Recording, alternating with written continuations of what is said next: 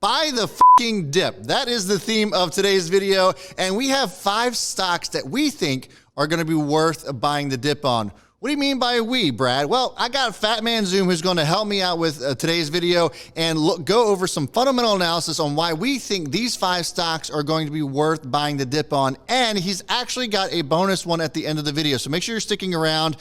Now I'm going to go ahead and kick it on over to Fat Man Zoom. Fat Man Zoom, what exactly do we have as our first stock that's worth buying the fucking dip on? All right, guys, the first stock to buy the effing dip is going to be a heavy hitter, and that stock is Tesla. Tesla, ticker symbol TSLA. Tesla reporting earnings yesterday, and they came in below expectations, which I think surprised most, and they missed by a pretty decent amount. They missed by 20%, so they were expecting earnings per share of $1. They came in at 80 cents a share. Here's the thing. We knew this was possible, and we actually predicted this on Stockwatch Sunday when I said that Tesla was likely going to miss earnings and they were going to come in at 89 cents a share. I didn't even think it was going to be this bad. And if you don't believe me, let's roll the tape. And I think I'm going to upset a lot of people, but I'm actually going to say they missed. They report earnings Wednesday after hours, $1 a share, which they've never hit, never come close to. I think they come in, I believe I put 89 cents a share, which is still great. I think they missed. So there you have it. They missed. But that's not what matters, folks. What matters is not what's behind us, but what's ahead of us. We always talk about the market being a forward-looking vessel, and this is a perfect example. I don't care that they missed. I actually think it's a good thing they missed. We needed to level the expectations a little bit. It moved down, but here's what I'm excited about. Deliveries. So we were expecting around 600 to 800,000 vehicles.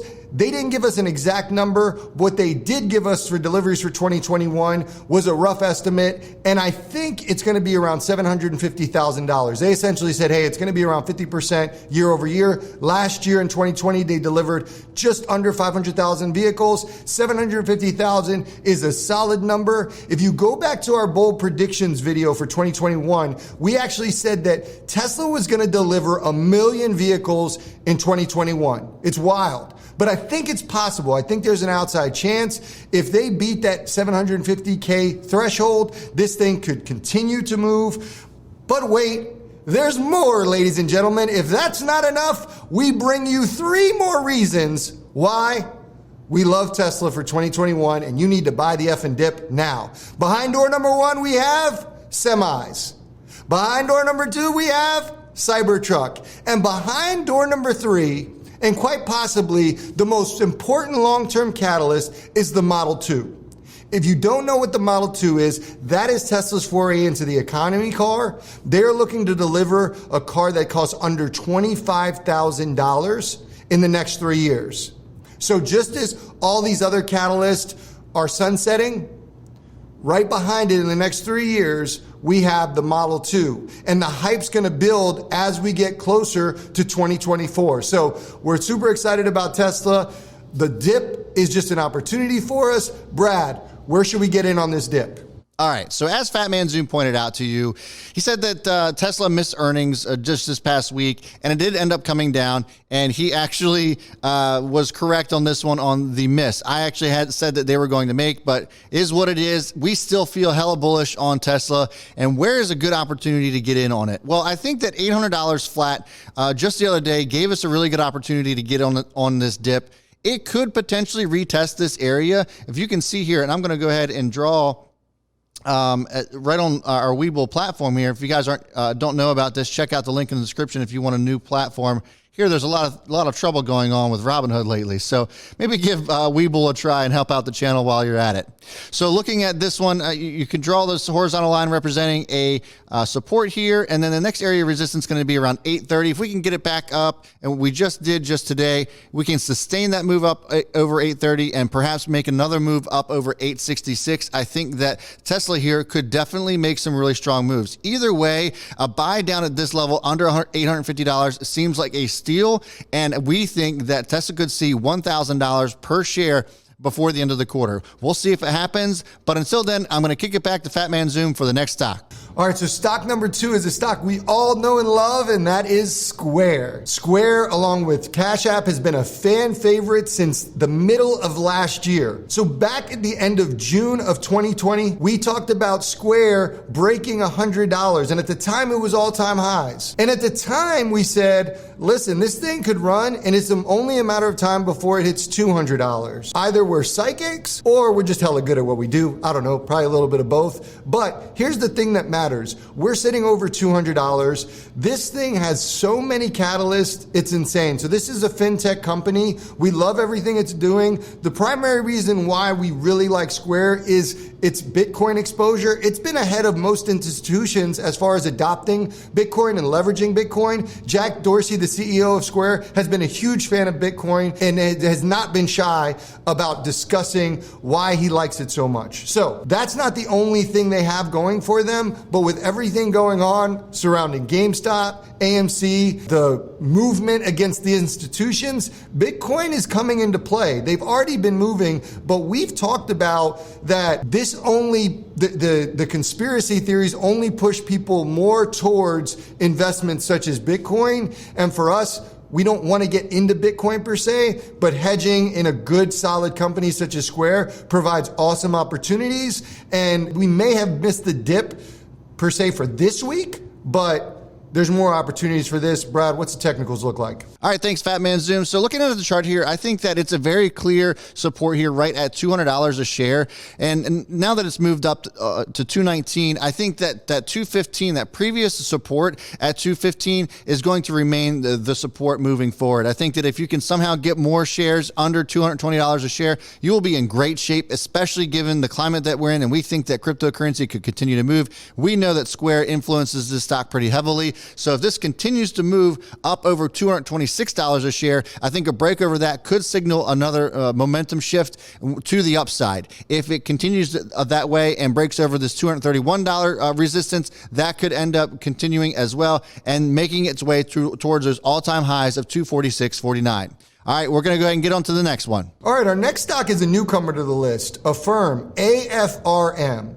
We've mentioned it one time before to the Chaos Crew, but this is one that you're going to see more and more of. So if you don't know what AFARM is an online lender that offers 0% interest payment plans to big purchase items online, e-commerce. Their biggest client is Peloton. Over 30% of their sales accounted for come from Peloton products. They also work with Lululemon's mirrors, so we expect to see more sales coming in from that. But you're going to see more and more companies utilize and leverage AFARM as an offering to boost their product sales. This is why it's great. The person that pays for this is actually the manufacturer. So you get a 0% interest. It could be for 1 year, 2 years, 3 years. A payment plan benefits you. They get a cut of the sales price and it increases sales for the company. So it's a win-win-win all around.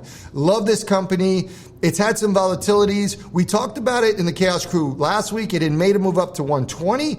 It now dipped, and we're going to see some more volatility just because it's recently IPO'd. But I absolutely love this stock. You're going to continue to see it on the watch list. You're going to continue to see us talk about it. But here's the thing: next week, Peloton reports earnings, which is another honorable mention for buy the F and dip. Peloton should report a monster earnings. AFARM should move off of that earnings, and as Peloton, Lululemons of the world report earnings, AFARM will have a reaction. I love this stock, people. Great margins. We've talked about this. Great partnerships. AFARM to the moon. All right, so AFARM is going to be an interesting one here. So looking at AFARM on the daily, we don't have much to go off of. And so that is why I ended up bringing it back out to actually the 30-minute chart, because it's only been a stock that's about a week and a half old.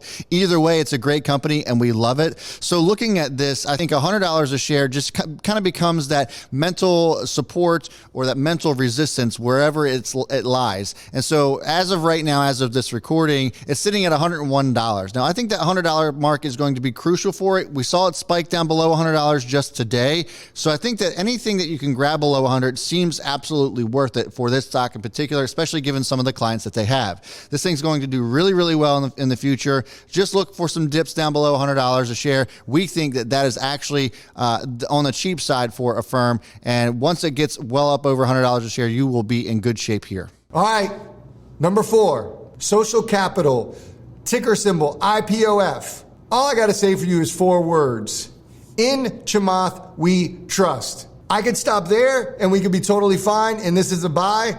I'll give you a little bit more. So IPOF is one of Chamath Palihapitiya is Chamath's one of Chamath's SPACs plays. So we're most excited about IPOF. I'm going to be honest. We love IPOD. IPOE was a recent SPAC merger. Clover Health is another one we're excited about in our long-term account. Why does IPOF take the cake? The reason is it's up until now, it is the biggest fund out of all of the IPO categories. Chamath hasn't been shy to allude that it's going to be a big acquisition. We've speculated that maybe it's an EV play, not sure, but we shall see. But we think that given the circumstances, we're waiting for IPOD to announce both their merger partners. They haven't done that yet. We think IPOF's obviously higher upside, but it's also a safer bet. If IPOD announces, IPOF moves. If IPOF announces their merger partner, IPOF moves. IPOD might go down slightly if IPOF announces first. So just as far as a risk reward play, IPOF's the one. We're excited about it. Great for short term, great for long term. Whatever you want, this is a great play. In Chamath, we trust people. All right, you guys know we love IPOF as well. Chamath is the man. IPOF is my favorite of the SPAC stocks that he has built here.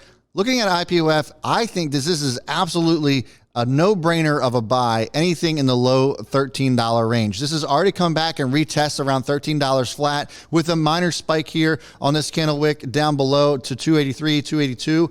But I think that, overall, if you can get low $13 range, this is probably as low as it could possibly get. Remember, the risk reward here is going to be pretty good the lower we get or the closer we get to $10 a share, as that is the default price for all of these SPAC stocks. So I think that if this continues to come down and it retests this $13 range down in the low 13s, that is a screaming buy. If we look at this, it ends up coming back up over $14.68 to $15 per share. $15 a share has been a tough resistance for it. So if this can get it back up over $15 and sustain that, I think we'll be in good shape for this to make a nice continuation. All right, let's get on to number 5. And number 5 in this corner is an online gaming stock. Surprise, surprise. Now, before I get into the specific stock I want to buy the F and dip on, let me talk about a couple gaming stocks.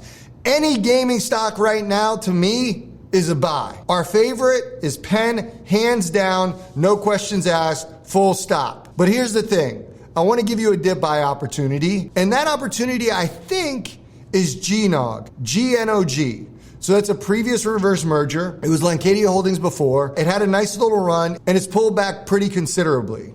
Now, the reason why I like Gnog, it's the only pure online gambling play on the market outside of DraftKings. And to be honest, I think they're fundamentally set up in a better position for DraftKings, especially when you think about the upside. So to be clear, this is strictly a short-term play for me. I think there's great upside for it. If you like this stock, you could hold on to it as well. But what I'm doing is I'm hoping to buy the F and dip, use any of those profits, add on to Penn because we love Penn. Dave Portnoy is a beast.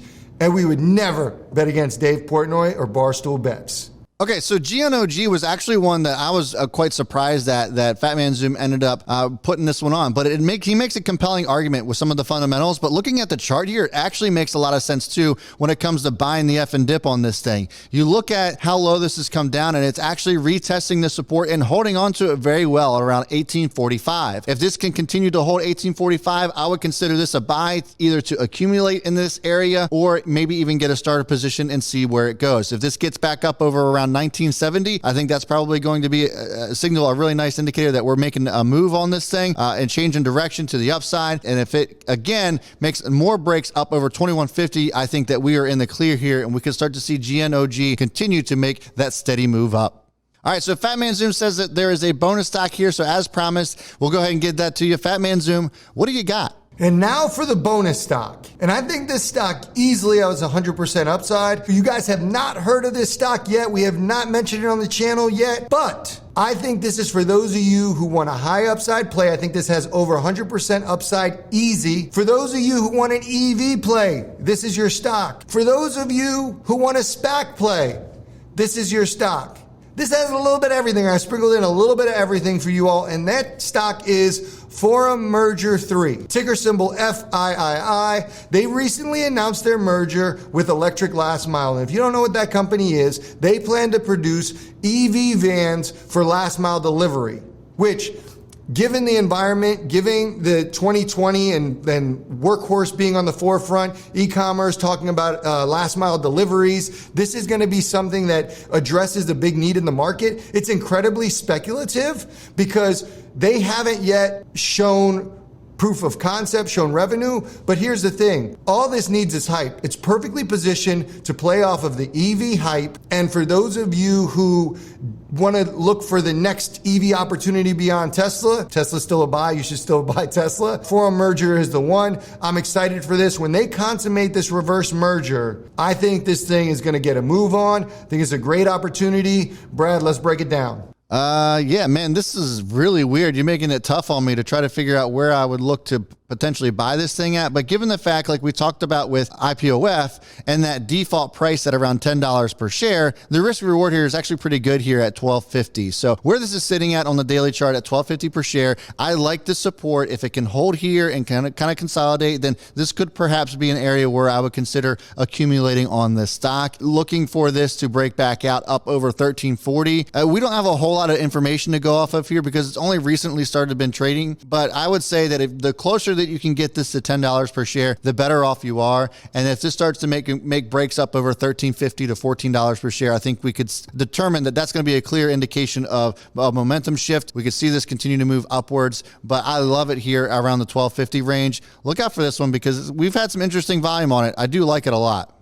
All right, so I just wanted to give Fat Man Zoom a shout out. It's the first time he's actually made a real cameo on this channel. When it comes to pre-recorded videos like I do, you guys know I do this all the time though. He's always showing up on live streams. So give us a thumbs up if you guys like Fat Man Zoom on the channel, and also comment if you want to see more of that as well. But speaking of comments, you guys know that I have been wanting to incorporate your comments more into my videos. So from Crypto Circus, based off of the last video that I talked about AMC making a huge break for it becoming the next GameStop on Monday's video, which I absolutely knocked out of the park. In response to that, the AMC comments that I made, which were that I think that it was going to be a great trade, that it was going to make some really crazy moves, but there wasn't going to be something that I felt would be worth holding long term because they were losing money like crazy, theaters were dying, all that good stuff. He says that deals will be put in place to do movies for the theater, period. The movie theater is going nowhere. And I actually, you know, I wanted to hear him out. We had a little bit of a conversation about it, but I also want to hear from you guys. Leave me some comments down below. Do you really think the theaters are done? Do you think they're going to be more like drive-ins? They're going to be more of a novelty? Or am I way off base here? I think that they're not going to come back anywhere near what they were before, only because they were a dying breed or a dying industry before the pandemic, and it just exacerbated it all. We have companies that are streaming and issuing them to the movie theaters at the same time. So I kind of wanted to hear from you guys. Give me your thoughts down below. Would love to hear from you. Also, please make sure you're liking and subscribing.